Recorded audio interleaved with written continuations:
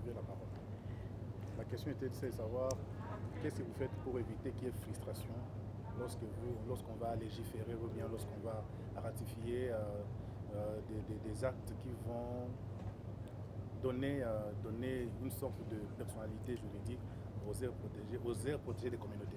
Il y a un certain nombre de garde-fous qui sont prévus et qui sont utilisés en République démocratique du Congo pour permettre à ce que les communautés locales effectivement jouissent de leurs efforts de conservation. Et c'est expliqué généralement et globalement par ce qu'on appelle les mesures de sauvegarde sociale.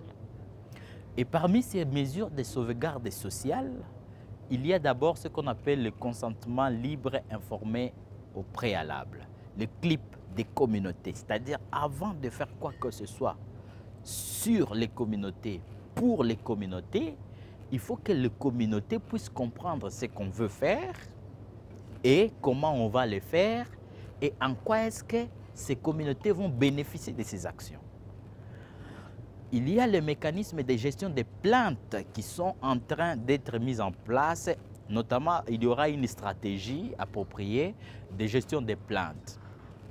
Et là, si quelque chose est en train d'être fait, soit par un acteur, soit par un organisme, soit par l'État, et qui ne prend pas en compte les prérogatives ou bien l'intérêt des communautés, les communautés ont des moyens de poser plainte avec des mécanismes comme une ligne verte qui sera opérationnelle 24 heures sur 24, ou bien des boîtes à suggestions qui va collecter les plaintes des communautés et qui va permettre à ce qu'il y ait une commission indépendante qui va traiter ces plaintes et adresser des réponses appropriées.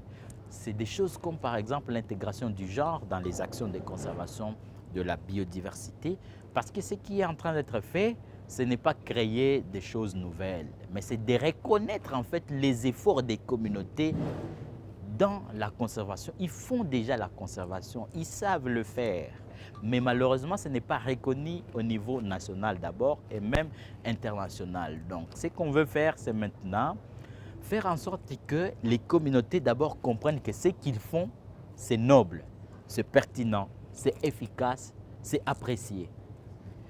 Et qu'on le reconnaît.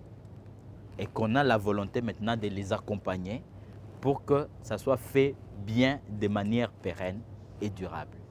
Et donc, il n'y a pas de choses qui peuvent aller ici à l'encontre de la volonté ou bien des besoins ou bien des intérêts des communautés, mais ce sont des choses qui sont en train d'être faites pour la communauté et par la communauté avec l'accompagnement du gouvernement et ses partenaires.